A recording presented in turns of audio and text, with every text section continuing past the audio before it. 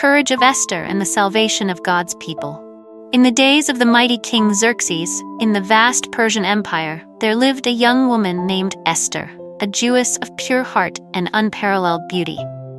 Orphaned since childhood, Esther was raised by her cousin Mordecai, who taught her to follow the ways of the Lord with wisdom and humility. One day, after Queen Vashti disobeyed the king at a banquet, Xerxes decided to depose her and search for a new queen. Thus, young women from all provinces were brought to the palace to be prepared to meet the king. Esther was among them, but Mordecai warned her not to reveal her Jewish heritage. When it was Esther's turn to be presented, her grace and wisdom won the king's heart, and he crowned her queen.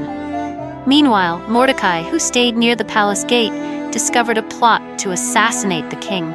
He alerted Esther, who informed the king on Mordecai's behalf. The conspiracy was thwarted, and Mordecai's name was recorded in the king's chronicles. During this time, a man named Haman was exalted by the king to a position of great authority.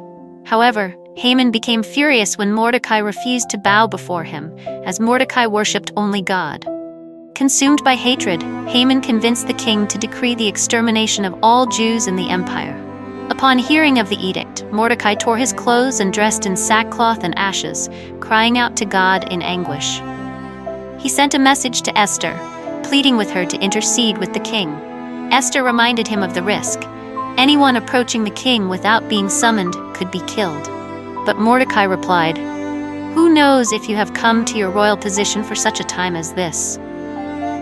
With courage and faith, Esther asked all the Jews to fast for 3 days and nights. After the fast, she approached the king, who extended his golden scepter, granting her permission to speak. Esther invited the king and Haman to a banquet. During the second banquet, Esther revealed her Jewish identity and Haman's plot against her people. Enraged, the king ordered Haman to be hanged on the gallows he had prepared for Mordecai. The decree of destruction was overturned, and the Jews were saved. Mordecai was honored by the king, and the people celebrated their deliverance with joy, establishing the Feast of Purim as a lasting memorial. Lesson of wisdom. Like Esther, we are often placed in difficult positions, not for our own benefit, but to fulfill a greater purpose. God calls us to trust His sovereignty, act with courage, and intercede for others.